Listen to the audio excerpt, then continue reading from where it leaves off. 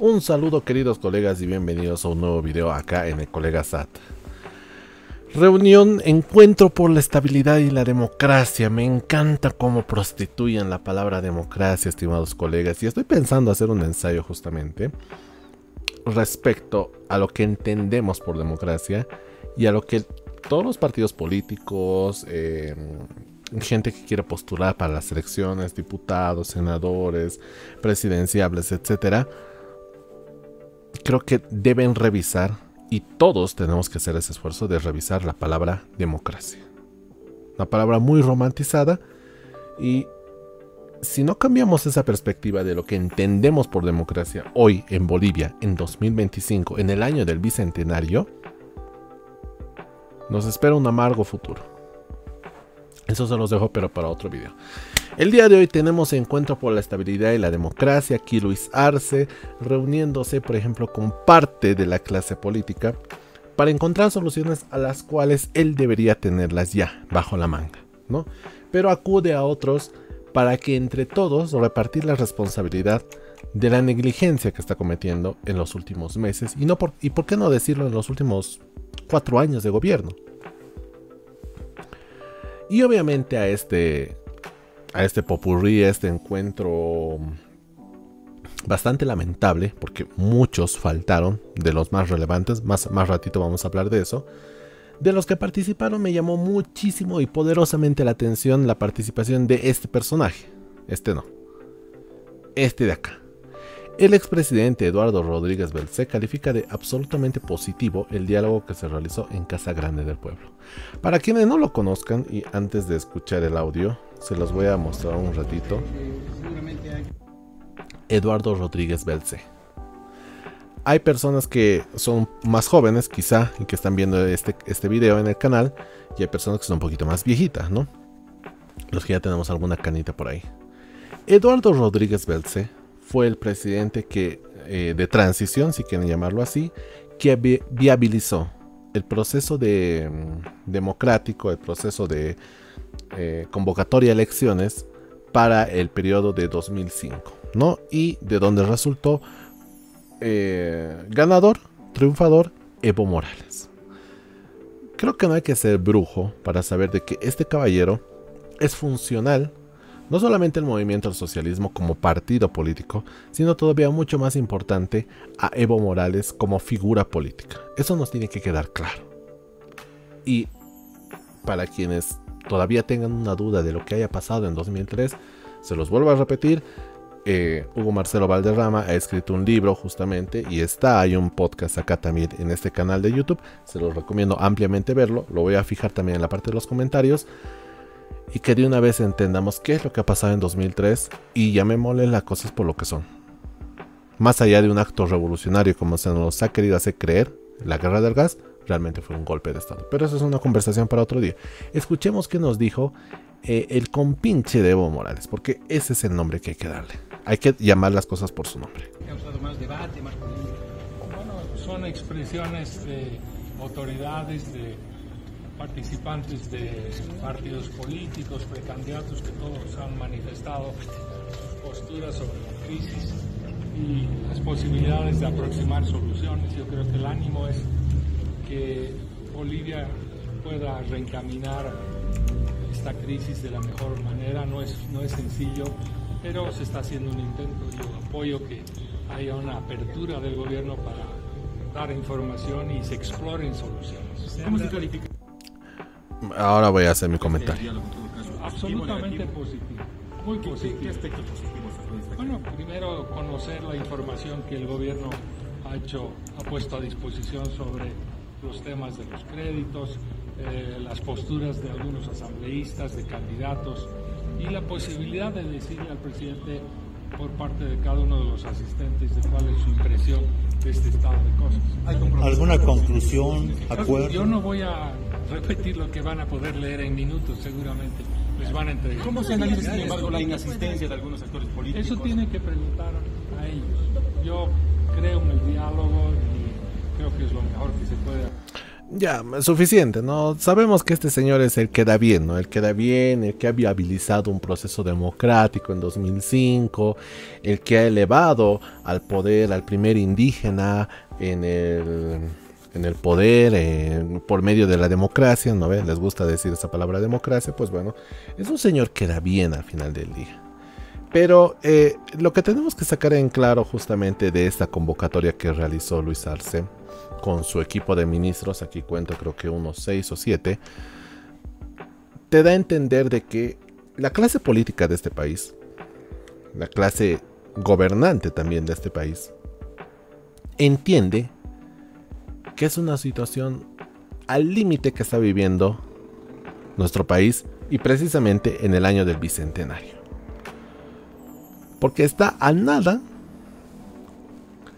de que la gente por fin despierte, y ojalá realmente, ojalá despierte a la gente, de que la salida a la crisis económica, a la crisis social, a la crisis incluso de perspectivas políticas, no es el voto democrático que se va a efectuar, si Dios quiere, yo ya lo dudo, si Dios quiere, en agosto de 2025. Eso quiero que lo tengan claro, colegas.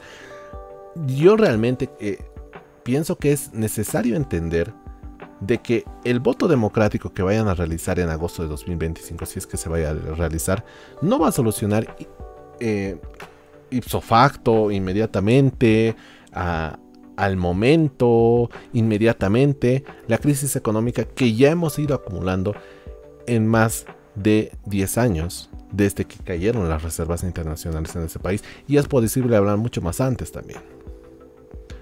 Y ellos saben de que lo único que tienen de legitimidad, si quieren llamarlo así, es ese supuesto voto democrático que han ganado en 2020 con ese 55%, que ya no se traduce a nada. Y eso justamente se relaciona con las declaraciones de la ministra Prada. Según la ministra Prada, el presidente Luis Arce está pensando en la gestión y no en la silla presidencial. Ojito con esto y ojito con lo que se va a relacionar más adelante. Esto ante los pedidos de que decline la reelección. Escuchemos, un minutito. Solamente les pido un minuto que escuchemos a esta señora, que también a mí me duele el oído escucharla, pero bueno, hay que hacerlo. Más allá del hecho de proclamaciones, el audio es malo. Para precandidaturas, porque nuestro presidente no es candidato en este momento, eso lo hemos aclarado. Hay un periodo dentro de las organizaciones políticas, al igual que lo hay en nuestro instrumento político más PSP, que va a ser rumbo a abril, donde recién se decidirán las candidaturas. Nuestro presidente está abocado a la gestión y eso es lo que ha señalado él en reiteradas oportunidades. Nosotros estamos trabajando por el bienestar del pueblo boliviano para atender y superar los problemas vinculados a lo que hemos debatido hoy, para atender las necesidades de la población, entre ellas lo que acabamos de señalar, vinculado a los desastres naturales. Y significa eso, ha sido un punto que ha sido discutido y es algo que quiero compartir con ustedes porque valoro muchísimo lo que ha sucedido hoy en este encuentro. Han expresado todas y todos sus posiciones sin ningún tipo de restricción. Ya, suficiente. Tal vez los asesores de Luis Arce, del gobierno en general, su equipo de ministros, colaboradores, etcétera, han llegado a una conclusión y de la cual ustedes también tienen que entenderlo, estimados colegas. Bajo estas circunstancias, marzo de 2024, crisis de escasez de combustible, escasez de la divisa dólar, incremento en los precios de la canasta familiar, los problemas típicos que ya conocemos de hace ya bastante tiempo, no permiten de que este sujeto pueda garantizar por lo menos más del 3% de apoyo electoral en las elecciones de 2025, si es que se van a dar, ¿no? Siempre con ese supuesto, si es que se van a dar.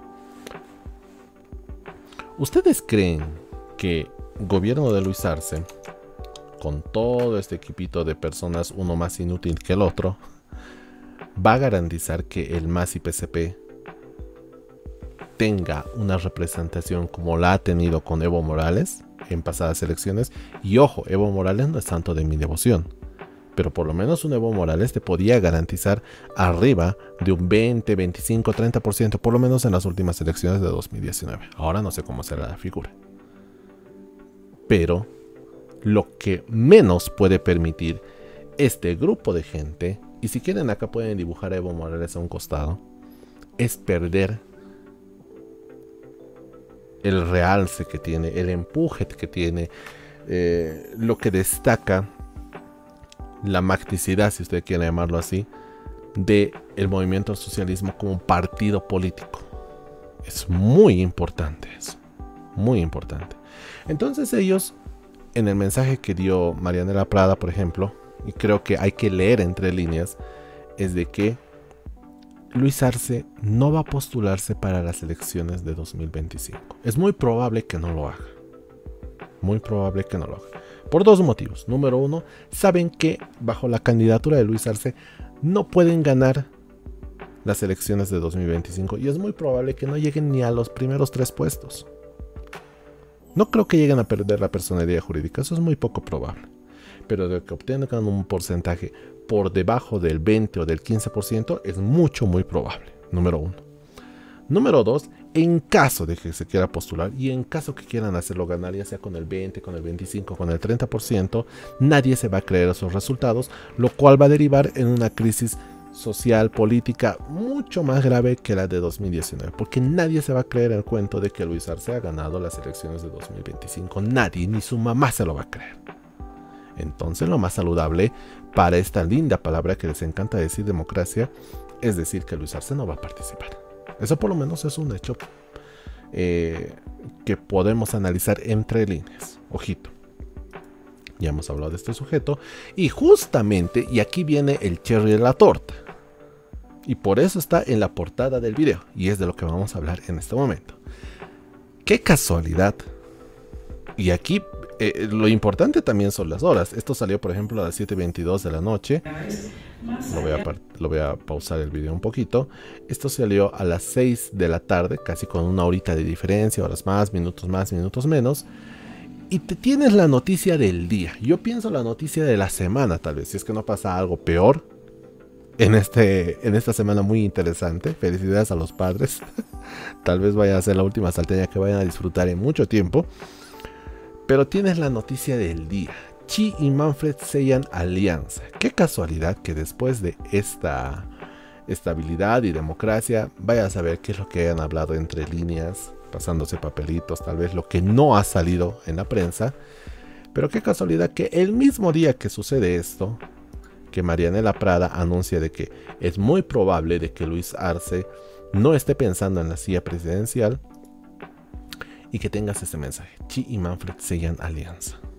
Hay muchas coincidencias en lo que debemos hacer para fortalecer la democracia, dijo el alcalde de Cochabamba y precandidato Manfred Reyes Villa al anunciar su alianza con Xi Jinping. Y qué casualidad que fueron los únicos supuestos opositores funcionales al más, casi todos, los que no asistieron también, peor todavía, que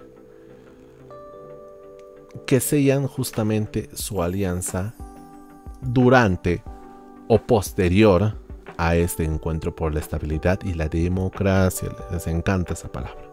Escuchemos qué tienen que decir, ¿no? Son 2 minutitos. Vamos a hacer rápido. Hemos tenido una reunión con el doctor Xi. Hay muchas coincidencias en lo que debemos hacer para fortalecer la democracia en nuestra querida Bolivia.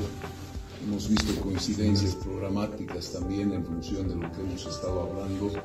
Esta no es la primera reunión que tenemos. Hemos tenido una reunión con sus asesores anteriormente en Santa Cruz. Hemos tenido el día de hoy, bueno, da la casualidad que nos han convocado a la ciudad de La Paz a una reunión para hablar de diferentes temas que aquejan a la crisis profunda que tiene Bolivia. Nosotros queremos que esto se supere. Por eso es que hemos logrado y hemos dicho, hagamos esta alianza que va a ser en beneficio del país, más allá de los intereses personales del doctor Xi o de Manfred Reyes Villa. Aquí tienen que primar los intereses de nuestra querida Bolivia. En ese contexto queríamos anunciar esta alianza para seguir trabajando en función de poder lograr fortalecer la democracia que hoy más que nunca necesita de gente que pueda trabajar por Bolivia. Eso es lo que queríamos anunciar. También damos gracias a Dios y también de misma manera a nuestro pueblo boliviano y en especial a Capitán Manfred, que hoy podamos estrechar las manos y sentarnos a conversar sobre visión país y el proyecto que nosotros lo tenemos y nos coincidimos realmente en muchos puntos de vista. Entre ellos es el federalismo y que él ya lo conoce cómo es la vida internacional y nacional y tiene una buena formación y también está practicando el ejercicio ahí en el mismo Cochabamba, lo que es la práctica de la política. Entonces hemos visto de que es necesario la unidad de los opositores, pero sí, hoy hemos visto de que existen opositores que son emergentes, que nunca han estado en el gobierno central. Ya, aquí quiero sacar por lo menos 3 conclusiones. Número 1, han hablado de federalismo. Creo que muy pocos partidos, o bueno, alianzas o agentes políticos o precandidatos, más propiamente llamarlo, han tocado el tema de federalismo. Mucho cuidado, querido Chi y querido Manfred, con arruinar la palabra federalismo, que por lo menos yo soy uno de los convencidos de que este país tiene que ser federal. Este país es demasiado diverso. Este país es demasiado grande para ser manejado bajo un modelo de gobierno centralista, de gobierno unitario central. Es demasiado grande. Y yo pienso que sí, una propuesta federal pensada, analizada y sobre todo proyectada y presentada justamente de una manera correcta, de una manera súper didáctica para que toda Bolivia lo entienda y que no se vaya a confundir con un proyecto separatista. Mucho ojo, cuidado con gastar la palabra separatismo, que nos puede costar mucho. Este país lo necesita ya. 200 años de vida republicana te han demostrado que este país como uno solo no funciona. Que el cuento más chistoso que ha tenido este país es justamente el de la moneda de un boliviano. La unión nos hace la fuerza. Sí, no. Tenemos muchas diferencias entre regiones y lamentablemente no nos vamos a poder entender ni en otros 200 años más. Así que bueno, idea de federalismo, quiero escucharla. Número 2, respecto a esta alianza que se ha presentado el día de hoy, considero de que aquí una pregunta, ¿no estaba el doctor Chi con el capitán Lara? ¿Y qué pasó con el capitán Lara? ¿Lo dejó a un lado? ¿Qué pasó acá? ¿El capitán Lara va a formar parte de esta coalición? ¿Va a ser senador, diputado o algo? ¿O lo dejaron por su suerte? Y número 2, y si bien no lo dice por ejemplo en esta noticia de Fides, sí están en otros portales quién va a ser presidente y quién va a ser vicepresidente. Y ellos han llegado a un acuerdo de que en abril se va a lanzar justamente una encuesta definiendo que el que tenga más apoyo, ya sea Manfred o Chi, pues bueno, él va a ser el que va a estar en la papeleta como presidente y debajo va a estar el vicepresidente, solamente su nombre, ¿no? Porque como saben, en la papeleta electoral aparece la foto, la cara del presidente, no del vicepresidente. Ahí también va a tener que verse qué métodos han usado, si realmente va a estar de acuerdo. Digamos que en la encuesta sale de que el doctor Chi gana y bueno, pues él va a salir en la papeleta. Manfred estará de acuerdo, y si fuera al revés, Manfred digamos que sale victorioso en esa encuesta, ¿estará de acuerdo Chi? Son preguntas que yo lanzo al aire. Pero yo creo que va a ser una noticia que todavía va a recorrer mucho, porque tiene implicancias muy importantes para primero el sector opositor, llámese Tuto Quiroga, llámese Samuel Doria Medina y otros, de que ellos van a querer unirse. Supuestamente están unidos, pero cada quien está yendo por su lado y ahora lo vamos a ver. Eso significa de que ya tienes un bloque supuestamente opositor más o menos significativo, más o menos interesante de ver, ¿no? Número 1. Y número 2, nuevamente me llama mucho la atención que este pacto, esta alianza se haya dado justo el día de el encuentro por la estabilidad y la democracia, cuando Marianela Prada relaciona o dice entre líneas que Luis Arce no se va a presentar para las elecciones de este año. Ojito con eso. Y pasando ya justamente al tema de lo que les quería decir, me encanta el arte de Abecora, me encanta, ¿no? Porque aquí, por ejemplo, hay una persona que está con la pancita, está con su maquilladora y dice, ¿no? ¿Qué disfraz nos toca en este sector? Y tienes el disfraz de payaso, tienes el smoking, tienes el disfraz de Tinku, si mal no recuerdo, tienes el disfraz de poncho rojo y tienes la indumentaria del oriente también, ¿no? Y un vestuario completo, si quieres llamarlo así.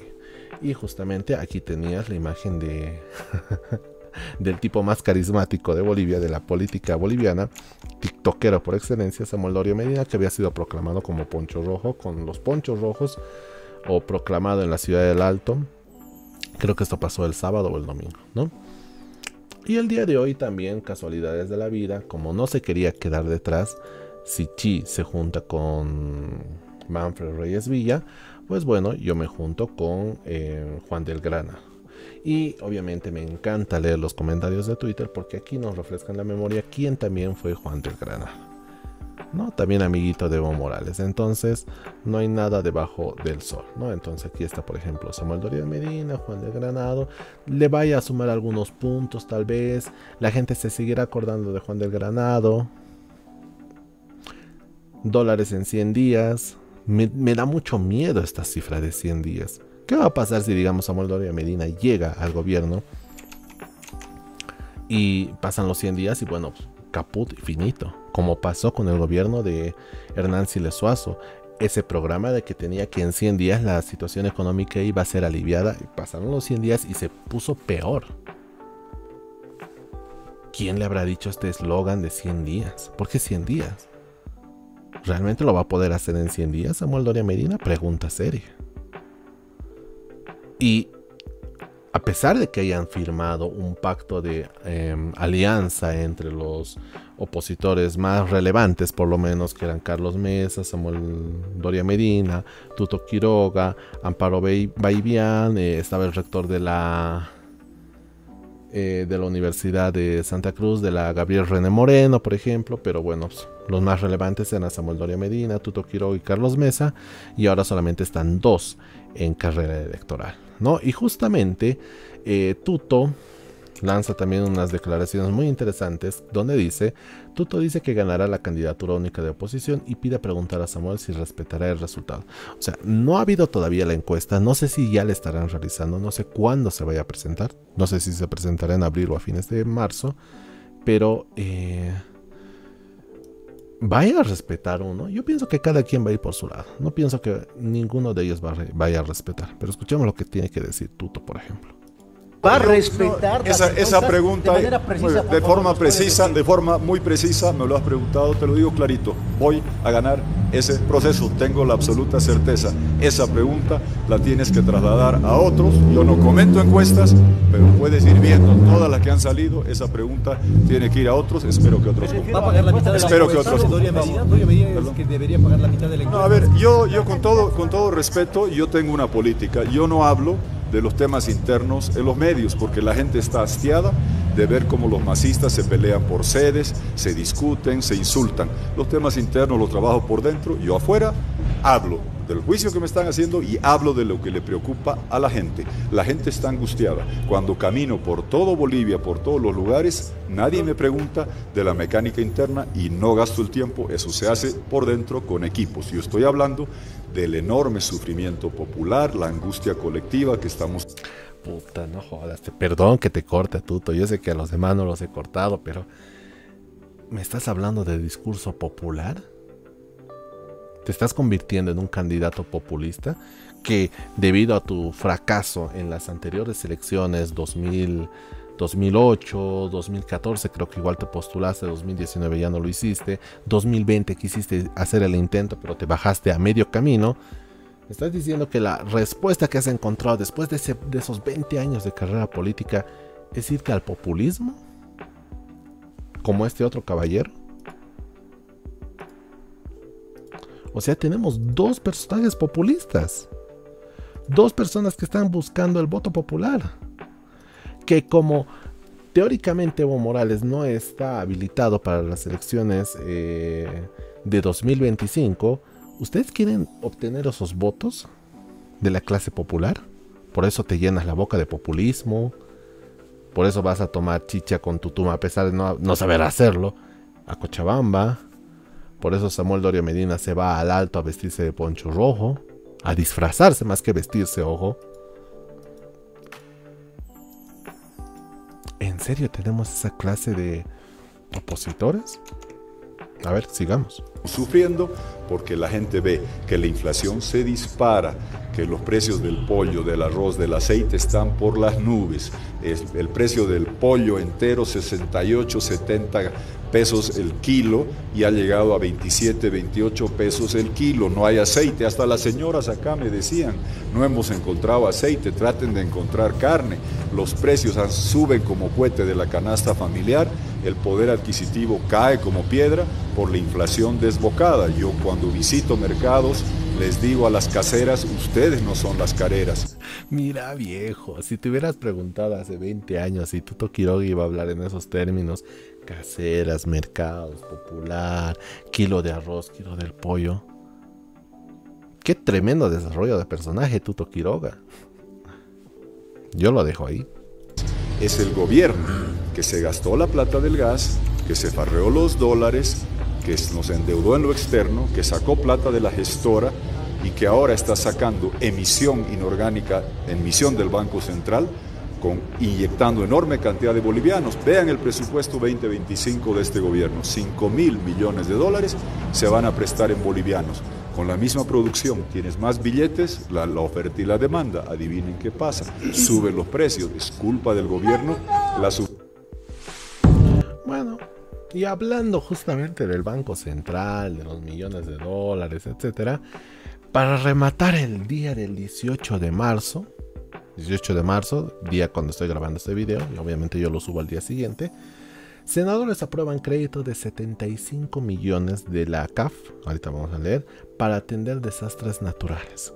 Este proyecto de ley, esta propuesta en teoría, este crédito, lo que ustedes quieran llamarlo, estaba planteado de septiembre de 2024, más o menos, yo recordaba esas fechas, ¿no? Y han tardado como 6 meses en aprobarlo, tanto que chillaban por sus 75 millones de dólares de créditos, pues bueno, ya lo tienen, ¿no? Justamente pasó el día de hoy. Los senadores aprobaron en grande el préstamo, los recursos fueron aprobados en grande en la Cámara de Senadores, el préstamo también debe ser ratificado en la Cámara de Diputados. ¿Qué crees que va a pasar? Pues bueno, lo van a ratificar. Del Banco de Desarrollo de América Latina y el Caribe, gracias, ¿no? Estos recursos serán usados para atender emergencias por desastres naturales. Ojalá fuera así.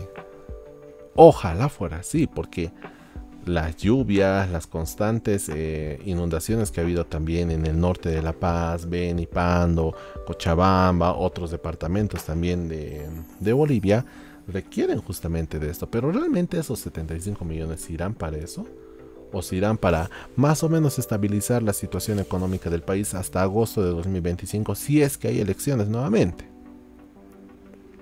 Y no es el único crédito que van a ir aprobando, porque casualmente David Choquehuanca, el presidente de la Asamblea Legislativa Plurinacional, el presidente nato, como les gusta llamar también, convocó a sesión para este jueves 20 de marzo con el objetivo de tratar un préstamo proveniente de la cooperación japonesa por un monto de 100 millones. Ahí ya tiene 175 millones.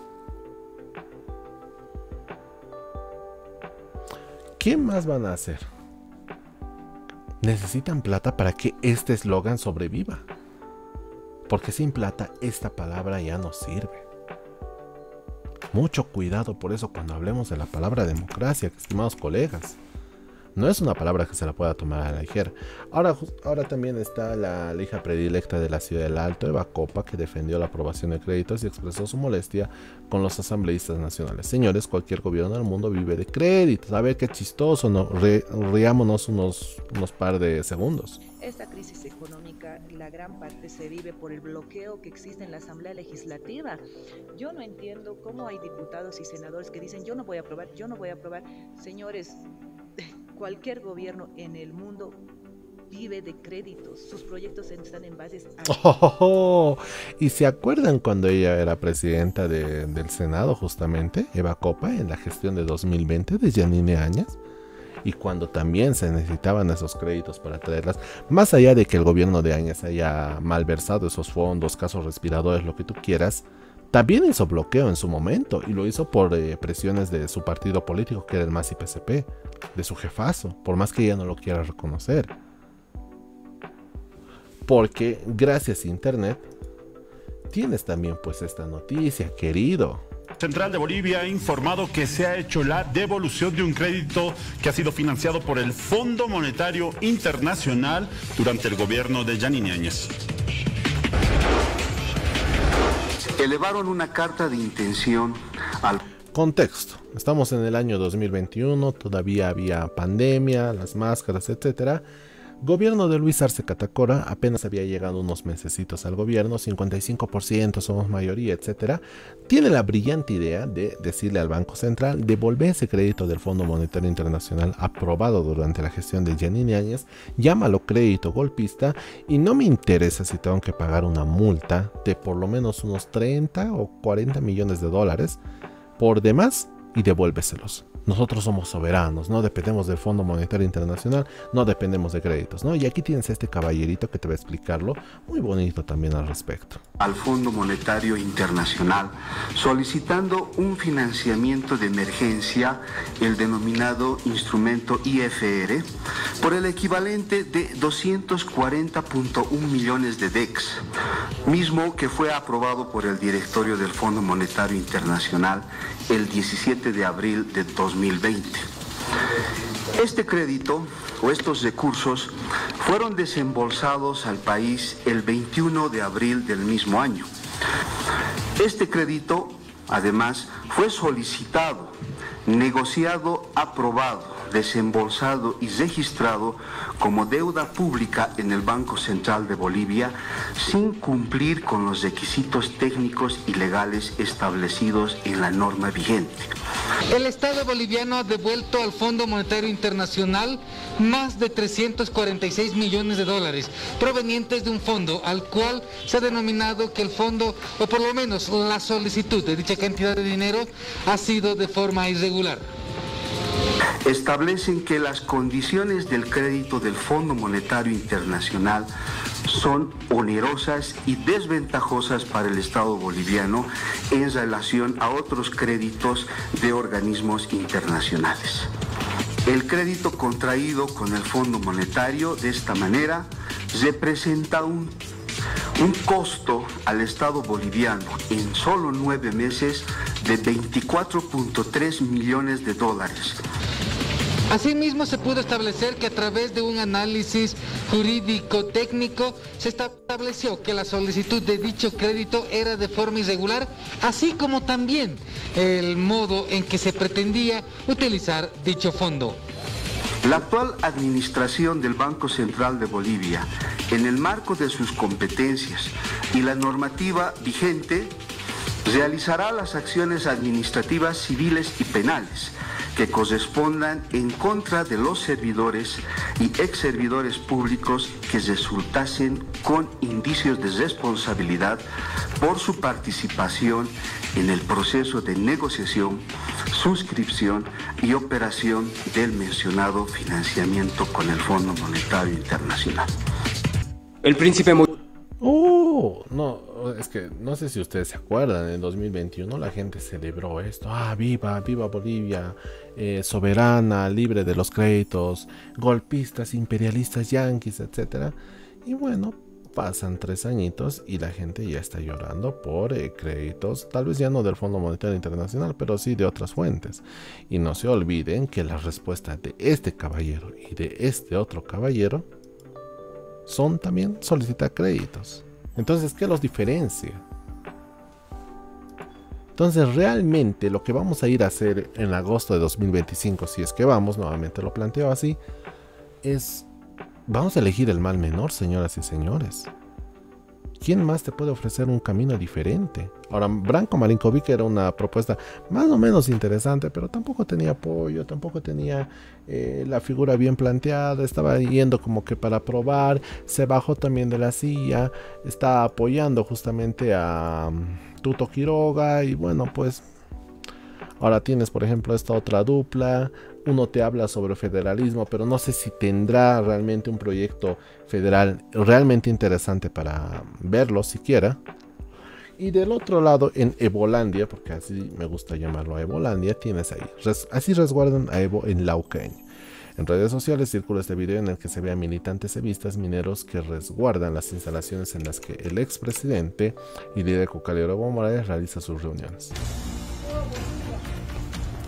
Lanzas, como en la prehistoria, puesto de vigilia, maderitas, casquito de minero. Muchas gracias, mis hermanos. Y aquí obviamente el sujeto que está hablando, muchas personas ahí con los palos, etcétera. Y tal vez muchas de estas personas, y aquí creo que es un reclamo legítimo que hay que hacerlo, están ahí porque casualidades de la vida han heredado, o sus padres tal vez tenían un pequeño terrenito, una pequeña hectárea también ahí, en la que cultivaban piña, plátano u otras frutas tropicales. Y bueno, pues te cae un Evo Morales en los años 90 y a partir de ese momento te dice tienes que apoyar al movimiento cocalero, sindical, del trópico, etcétera, o si no, te vas al diablo, ¿no? Y así simplemente.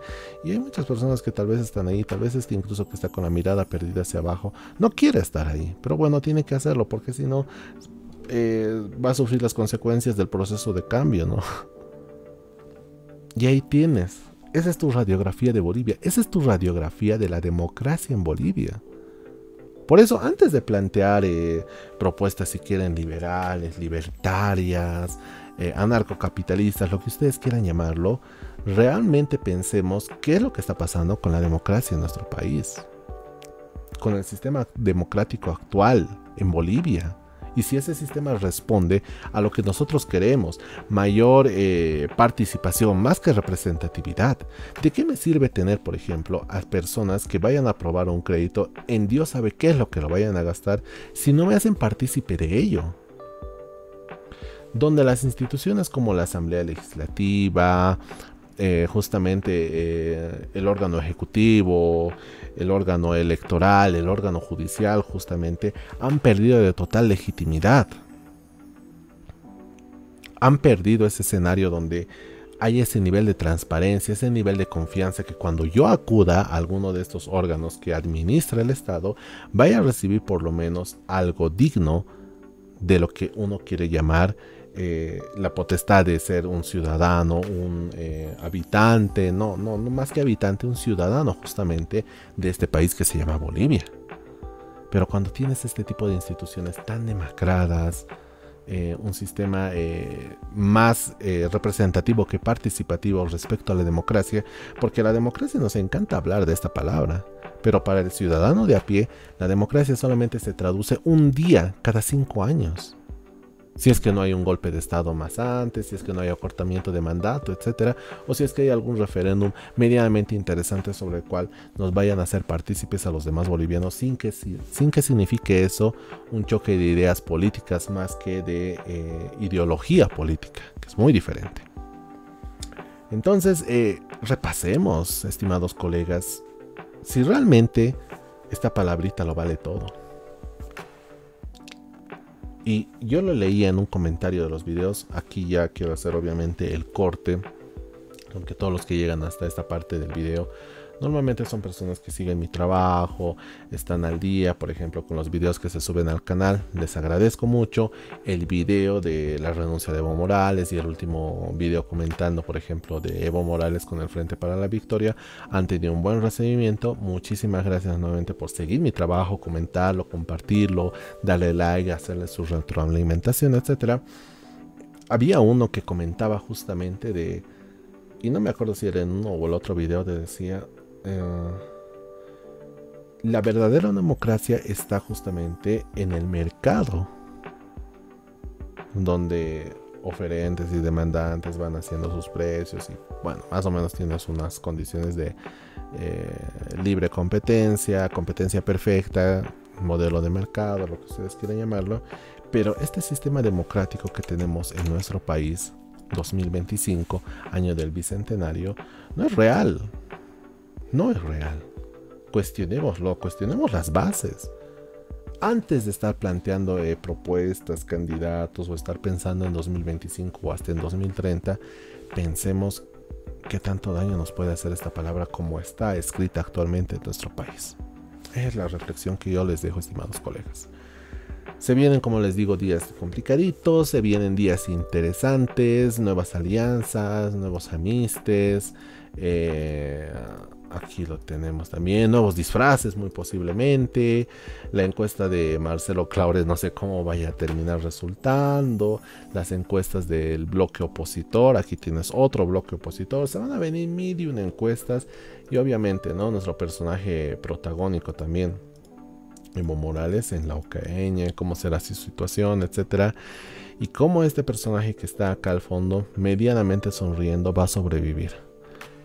Sobrevivir en el sentido de qué tanto oxígeno político puede tener Luis Arce en lo que él ha decidido llamar el año del bicentenario, el año más bonito, el año donde iba a relucir todo. Pues bueno, quiere que se acabe de una vez. Entonces es un año muy interesante, estimados colegas.